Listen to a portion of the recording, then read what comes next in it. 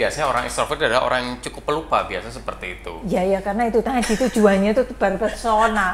Jadi dia lupa. Jadi Akan sekitarnya, lupa waktu, lupa nama orang. sering lupa nama atau salah ejaan. Gitu ya, saya pernah hanya karena harusnya OE, terus kemudian saya kasih OE gitu. Misalnya. Gitu. Dia tanya, Ibu sudah kenal saya berapa lama? Mati saya. Itu yang terjadi, sering lupa ya, lupa waktu, lupa nama. Iya, iya.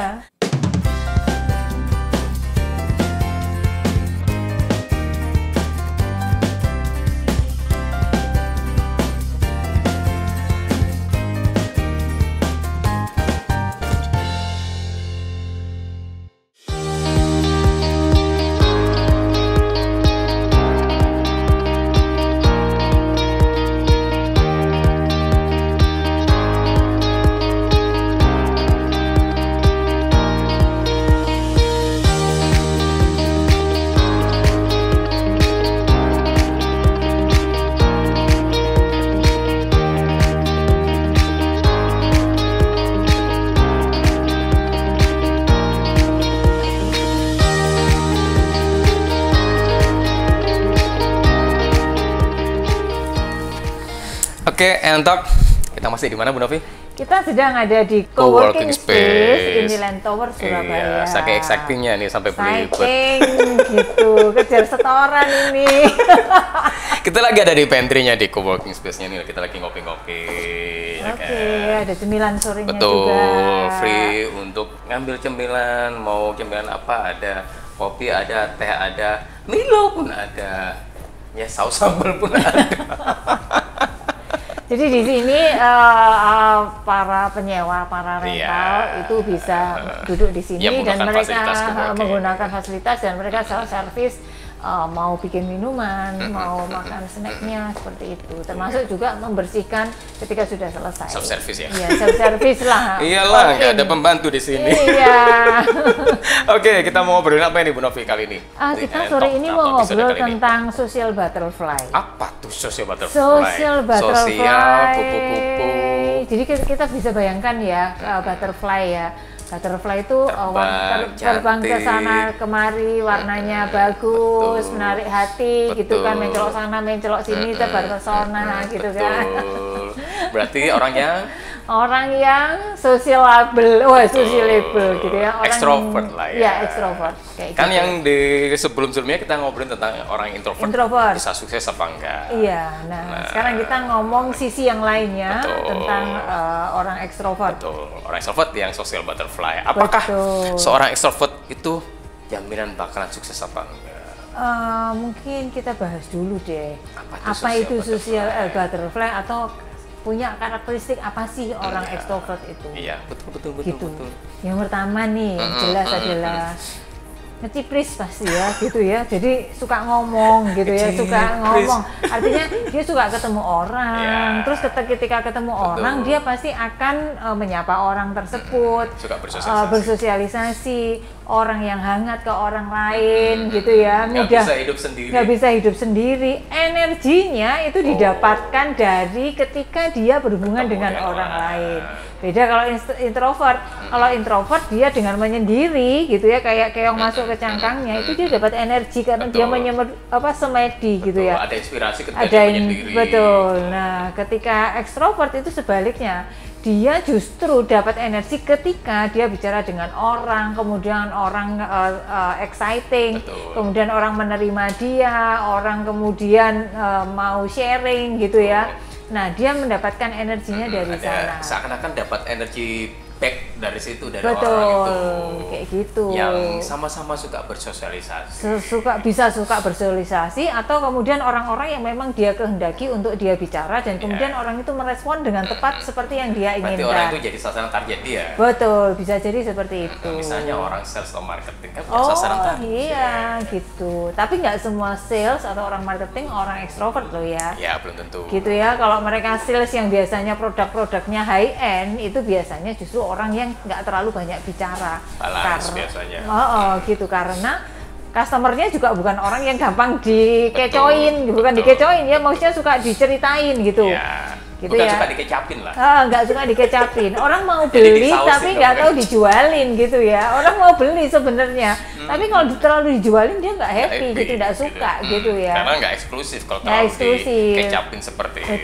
Betul. Seperti yang di episode sebelumnya kita ngobrol dengan Pak Lugito itu kan. Iya, betul. Ada segmen-segmen tertentu. Ada segmen-segmen tertentu yang memang mereka butuhnya perhatian, kemudian analisa gitu ya. Sesuatu yang sifatnya buat mereka ini dibutuhkan mereka kayak gitu. Jadi ekstrovert yang misalnya dia bisa mempelajari segmen itu akan bisa masuk ke lini manapun. Iya, betul. Jadi artnya kan di situ. Terus apa lagi ciri seorang social butterfly? Orangnya suka cari perhatian gitu ya. Jadi kalau misalnya tadi dia berusaha cari perhatian dan kemudian nggak dapat perhatian, dia akan cari cara gitu ya. Agar dia dapat attention. Betul. Caranya apa? Dia bisa pakai baju tuh menyolok kayak saya gini nih. Nggak terlalu menyolok. Yang tempo hari yang pakai merah itu. Oh iya. Jadi biasanya dia akan pakai baju-baju yang genjreng gitu ya. Atau dia menggunakan sesuatu yang kemudian dia harapkan dia akan dapat attraction dari orang lain seperti itu, dari poin gitu, dan kemudian dikomentari gitu kan. Jadi pusat perhatian gitu. Apa lipstiknya warnanya baru lah kayak gitu. Wah, rambutnya potongannya oke loh kayak gitu lah. Cat baru nih. Betul. Atau bisa pakai sepatu baru langsung nih sepatunya digini. Gitu. Jadi pokoknya intinya dia suka perhatian, suka tebar pesona tepatnya juga. Dan cari perhatian itu. Seperti itu. Terus itu tadi orangnya nggak ragu untuk memulai untuk bicara dengan orang lain. Betul. Gitu ya. Jadi sangat misalnya open sangat open gitu. Jadi misalnya ada orang berdua ini pas pergi sendiri-sendiri. Terus si ekstrovert ini bahkan nggak mungkin dia akan duduk bisa 5 menit dengan berdiam saja kalau sebelahnya misalnya orang yang nggak nyapa dia, pasti dia akan memulai pembicaraan. Nggak sampai 5 menit, 3 menit ya, walaupun nggak kenal. 3 menit pasti dia akan langsung bicara, langsung nanya, misalnya lagi di pesawat misalnya. Ya, atau kereta. Iya, kereta lah gitu. Mau kemana Pak? Dari mana? Aslinya di mana? Kerja apa? Gitu ya. Single Mas. Jangan sampai godain saya Mas.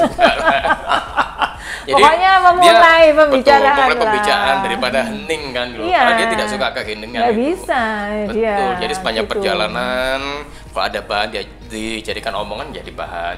Siapa tahu dia jadi salah satu customernya nanti kan. Iya, untuk karena produk yang bisa jadi orang ekstrovert, orang yang untuk sales, bisa jadi dia orang PR, bisa jadi profesi apapun lah. Dosen yang ekstrovert juga ada gitu. Tapi maksudnya intinya itu tadi lebih melekat ke karakter yang memang akhirnya melekat kepada profesi-profesi di mana butuh kemampuan sosial yang tinggi supaya dia lebih sukses di pekerjaan. Iya, jadi udah bilang marketing, markom, sales, ya sejenisnya itulah, atau gitu. Presenter. Betul, presenter yang seperti itu. Bu Novi ekstrovert atau introvert? Nggak tahu ya, belum pernah tes. Coba ngeles nih. Belum pernah tes saya. Emang ada tesnya? Ada. Tapi orang ekstrovert tuh ada kelemahannya loh. Apa? Dia tuh nggak bisa ditolak. Nggak bisa ditolak tuh artinya kalau kita mengabaikan dia gitu ya, kan dia sukanya cari perhatian. Kalau kita itu mengabaikan dia, itu sudah sama dengan penolakan buat dia gitu. Oke. Jadi itu ini sebenarnya. Jadi emosinya terasa. Dia merasa gitu ya? Betul, dia dimainkan terus. Waduh, aku nih nggak berarti kan. Bisa berarti merasa seperti itu gitu. Nah, padahal kan dia sebenarnya tadi itu ketika orang kan butuhnya diterima orang lain. Dia dengan bersikap yang tadi itu menyapa orang lain dan sebagainya itu sebenarnya dia kan ingin diterima oleh orang lain. Ketika kemudian dia didiamkan saja atau diabaikan, nah itu tadi dia merasa bahwa dia itu ditolak. Kayak gitu. Jadi ini sebenarnya peringatannya bukan orang yang sering berhubungan dengan orang ekstrovert, tetapi buat orang ekstrovert sendiri itu harus waspada dengan seperti ini. Gitu. Berarti dia harus bisa memanage emosi dia. Betul, memanage emosinya. Yang namanya penolakan itu ada hal yang biasa. Betul, penolakan. Terutama buat yang orang yang berkecimpung di bidang itu yang masih baru memulai, biasanya kan seperti itu, ya kan? Ketika ada penolakan dia langsung sakit hati. Bisa sakit hati atau kemudian dia akan merasa, waduh, apa namanya, diriku ini tidak terlalu berarti kan, misalnya seperti itu, atau mungkin mencari cara-cara lain untuk menarik perhatian orang dengan cara yang mungkin malah terlalu ekstrim yang nggak membuat orang jadi nyaman. Seperti itu. Berarti dengan loncat gitu ya. Jadi harus tahu, karena gini, tidak semua orang itu bisa didekati dengan keakraban kita, dengan keramahan kita, seperti itu. Ada orang yang merasa justru dia senang, dia happy ketika dia nggak terlalu diajak ngomong bicara gitu ya, tidak terlalu diinikan, tetapi dibiarkan dengan caranya, seperti itu. Berarti kan tidak ada jaminan juga bahwa seorang ekstrovert bakalan sukses gitu kan, kalau dia bisa tetap melakukan hal yang sama. Betul. Seperti itu. Jadi ya dia kembali lagi, ini sebenarnya prinsip dalam hubungan sosial buat siapapun. Ketika kita berhubungan dengan orang lain, sebenarnya kita sedang berusaha menjalin komunikasi dengan dia. Nah, menjalin komunikasi artinya kita menyesuaikan dengan siapa yang kita hadapi. Betul, adaptasi itu ya. Gitu. Kalau kebetulan dua-duanya suka rame ya klop. Tapi kalau sama-sama ramenya terus kapan jualannya gitu kan? Si penjualnya rame, calon customer juga rame, nggak jualan, malah bagi bahan. Akhirnya nggak close order. Iya, gitu. Satu nggak close order, dan dua juga tadi itu, ketika kemudian dua orang ini sama-sama berusaha nyari perhatian, itu tadi sama-sama nggak jualan akhirnya. Susah kan?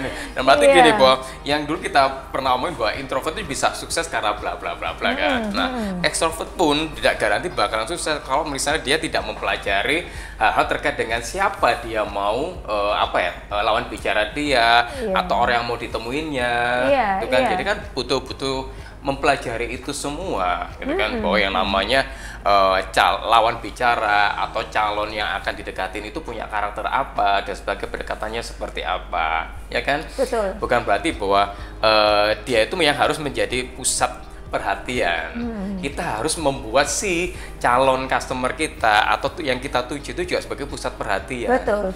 Kan sama-sama pengen diperhatikan. Iya, kan, gitu. Jadi jangan salah menangkap ya, bahwa kemudian karena kita ini sedang memprospek klien dan atau punya kemampuan komunikasi. Betul. Terus kemudian kita merasa bahwa kita yang harus banyak menjelaskan, karena sebenarnya ketika menjual itu kita fokusnya adalah harus kepada calon klien. Customer. Betul. Dan prinsip komunikasi adalah kita tuh bukan sebagai pembicara baik, tapi sebagai pendengar yang baik juga. Gitu kan? Betul. Membalanskan itu kan nggak gampang. Iya. Ya kan? Iya. Mendengarkan kebutuhan orang lain atau calon customer itu juga nggak gampang kan. Sehingga kita memberikan suatu solve problem bagi dia, atau misalnya menawarkan sesuai dengan need dia, sesuai dengan dikomunikasikan oleh dia kan gitu loh. Bukan kita yang ngecemes gitu. Betul. Karena kalau tadi terlalu banyak kita terlalu talkatif gitu ya, terlalu banyak bicara. Sebenarnya yang harus kita perhatikan adalah selain bahwa kita harus memperhatikan kebutuhan si customer tersebut, sebaiknya isi pembicaraan kita atau konten pembicaraan kita itu benar-benar sesuatu yang bermutu gitu ya. Bermutu artinya jangan sampai karena senang mencari perhatian lalu objek yang dia dipakai untuk mencari perhatian, jadi objek pembicaraannya itu dipakai sesuatu yang kemudian kita menceritakan orang lain, menceritakan keburukan orang lain, atau bisa jadi malah bercerita yang sebenarnya nggak sesungguhnya, sehingga bisa jadi fitnah seperti itu. Jadi itu tadi kita harus tetap bisa ngatur bahwa konten atau isi pembicaraan kita harus tetap sesuai dengan konteksnya gitu ya. Jadi jangan kemudian suka, misalnya karena kita suka bicara, kita kan sukanya berbagi ya, terus nggak sadar tuh rahasianya orang lain diceritakan. Nah itu kan berbahaya sekali gitu, rahasia kantor misalnya seperti itu. Sesuatu yang sifatnya masih belum boleh dipublikasikan atau sesuatu konfidensial kemudian jadi diceritakan, buat dia nggak masalah, dia ceritanya enteng-enteng aja gitu karena emang suka bicara, tapi kan bahaya banget gitu kan, apalagi kalau misalnya kita pegang posisi-posisi yang cukup penting di perusahaan dan itu menyangkut klien kita. Betul, dan konfidensial dari perusahaan juga kan gitu. Betul. Kalau kita memang seorang ekstrovert, kita mulai belajar juga bahwa yang namanya tadi itu pusat perhatian bukan hanya di kita, tapi juga di calon customer kita. Betul. Dengan siapa yang kita ajak bicara. Betul, betul. Karena apa? Ketika Anda menjadi pusat perhatian dan calon klien Anda tidak Anda perhatikan, lah ya berabe kan seperti itu. Ya akhirnya calon customer Anda merasa terabaikan kan gitu loh. Betul, betul. Dan istilah apa ya? Dari itu bahwa komunikasi itu ada two-way traffic. Iya, ya kan? Jadi, bukan hanya Anda aja yang bicara, tapi orang lain juga punya hak untuk bicara dan menjelaskan. Iya, jadi sebenarnya kita bicara, ini konteksnya ketika misalnya kita ini sedang berjualan sesuatu ya, atau misalnya kita menjadi fasilitator gitu. Atau misalnya kita itu interviewer kayak gitu, atau kita lagi jadi coach dari tim kita.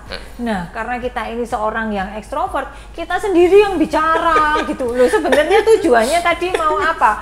Kalau interviewer sedang menggali potensi dan profil si kandidat untuk dilihat apakah sesuai atau enggak dengan kebutuhan di perusahaan. Terus kemudian kalau tadi misalnya kita lagi jadi coach gitu, kan artinya kita sedang mencoba mengembangkan kemampuan anak buah, membantu mereka mencarikan solusi gitu kan. Nah terus kemudian kalau kita yang terlalu banyak bicara kan jadi tujuannya nggak tercapai seperti itu. Atau sales tadi itu betul juga. Sales kita terlalu berjualan, akhirnya ketika kita terlalu banyak berbicara kita sebenarnya jadi nggak tahu dia maunya apa yang menjadi keberatan lawan bicara kita dan kebutuhan dari lawan bicara dan kita. Ada kebutuhannya karena ketika kita tahu keberatannya dia, kemudian kita mendengarkan dia cerita yang lain-lain, itu sebenarnya kita sedang menangkap pesannya dia. Misalnya dia cerita beberapa kali, dia cerita anaknya. Berarti gitu. Artinya berarti sebenarnya ini anaknya adalah misalnya anak yang orang yang disayang, orang yang sangat berarti buat dia. Jadi kalau misalnya ini kita bisa cerita lain kali ketika ketemu, kita bisa nangkep nih sebenarnya angle itulah yang bisa kita pakai untuk deket ke dia. Karena biasanya kalau orang jualan tuh seperti orang jualan yang sudah barang-barang ini, prosesnya itu jualannya mungkin hanya 5 menit. Ketemu 1 jam, 2 jam, yang diobrolkan macem-macem gitu. Tapi sebenarnya itu lebih membuat orang merasa nyaman, merasa diterima, merasa dipahami kebutuhan saya seperti ini, begitu. Apalagi biasanya orang ekstrovert adalah orang yang cukup pelupa, biasa seperti itu. Ya karena itu tadi tujuannya itu berpesona. Jadi dia lupa. Jadi akan sekitarnya, lupa waktu, lupa nama orang. Sering, iya. Iya kan? Betul. Siapa yang dulu ya pernah ketemu ya. Nah, kalau itu juga cukup bahaya. Sementara yang orang yang dilupakan namanya itu orang yang pemegang pos, orang penting dan mereka sangat care dengan ini namanya. Apalagi decision maker misalnya. Betul. Lupa namanya. Lupa nama atau salah ejaan. Gitu ya, saya pernah hanya karena harusnya OE, terus kemudian saya kasih OE gitu. Misalnya. Gitu. Dia tanya, Ibu sudah kenal saya berapa lama? Mati saya. Itu yang terjadi, sering lupa waktu, lupa nama. Iya. Ya bersyukurnya nggak lupa pulang aja deh gitu. Iya, jadi seorang ekstrovert tadi itu akan sukses kalau dia bisa menggunakan kekuatannya dengan cara yang baik, yang tepat lah seperti itu, dengan cara yang tepat. Dan mempelajari sekitarnya. Iya, karena berpotensi menjadi negosiator yang ulung. Tetapi ingat, tidak bisa menjadi negosiator kalau kita tidak memahami lawan bicara kita, kebutuhannya apa, dan apa yang sedang terjadi, dan goal apa yang ingin dicapai. Seperti itu. Karena kita harus mendengarkan dulu kebutuhannya, baru kita boleh ngomong. Betul. Kalau kita terus ngomong, kita nggak akan tahu kebutuhan. Iya, ya habis nggak usah jualan lah. Nggak usah negosiasi juga. Nggak usah negosiasi. Nah, kalau ada seperti itu, ya kita bilang bahwa yang namanya seorang extrovert tidak selamanya sukses. Iya, tidak sama sukses ketika dia tidak bisa menggunakan kekuatan yang dimiliki tadi untuk menjadi sesuatu yang positif dan memberikan nilai tambah bagi cara dia berhubungan dengan orang-orang di sekitarnya. Karena bisa jadi loh orang terlalu banyak bicara itu nggak nyenengin buat teman-temannya. Berisik. Karena kalau misalnya kerja, dia suka ngomong, yang lainnya lagi konsentrasi, berisik ini kan ganggu gitu kan. Seperti itu, karena saya pernah punya tim yang ekstrovert banget, ya? Yang ekstrovert banget, yang suka ngomong, suka tebar pesona, kalau ngomong apa-apa diomongin gitu ya, nggak tahu batas gitu. Terus kerjanya kapan? Kerjanya ngomongin orang. Terus gangguin temennya kan? Ya mengganggu lah, akhirnya menjadi gangguan bagi yang lainnya. Karena dia merasa nggak ada partner untuk bicara, akhirnya ganggu temennya kan, agar mau menimpali pembicaraan. Ya itu tadi harus tetap tahu kapan bekerja, kapan dia menggunakan waktu luangnya dengan baik, seperti itu. Oke, itu ya. Oke. Semoga tetap semangat bagi para social butterfly. Anda lebih mudah diingat oleh orang sebenarnya punya poin plus ya dibanding introvert. Keramahan Anda, terus karena antusiasme Anda, biasanya orangnya juga antusias gitu kan. Itu tadi. Nah, semoga ini kemudian bisa dipakai menjadi senjata yang yang bisa mengena dengan baik oleh orang-orang di sekitar kita. Dan menjadi poin plus ya. Poin plus gitu. Termasuk ketika Anda berhubungan dengan rekan kerja, dengan atasan, dengan tim Anda yang di bawah. Ini bahaya kalau dia atasan dan dia social butterfly. Nanti dia nggak care untuk mengembangkan timnya, dia masih akan mengunggul-unggulkan dirinya sendiri. Karena bahayanya sekali lagi bahwa seorang social butterfly itu orang yang paling suka untuk dipuja. Iya, suka dipuja gitu ya. Jadi suka dipuja. Bahwa dia adalah the queen or the king istilahnya kan di tempat itu. Nah, kalau tidak di manage dengan baik menjadi bahaya gitu kan. Karena fokusnya hanya ke dia, bukan ke orang lain. Oke. Itu ya episode kali ini tentang social butterfly atau extrovert, dan semoga bermanfaat. Jangan lupa untuk like, komen, dan subscribe. Dan kalau ada pertanyaan-pertanyaan atau ada usulan terkait dengan mau dibahas apa, silakan untuk komen, ditanyakan. Siapa tahu itu jadi salah satu yang kita bahas di episode berikutnya. Dan kalau Anda mendapatkan manfaat dari sharing kami, maka sebarkan informasi ini, share YouTube ini kepada rekan-rekannya, sehingga semua yang mendapatkan manfaat juga akan makin banyak dan makin banyak orang sukses di sekitar kita. Sip. Oke, sekali lagi thank you ya untuk Intiland Tower. Sampai jumpa di episode berikutnya di NN Talk berikutnya. Tetap bersama Nurdin dan Novi.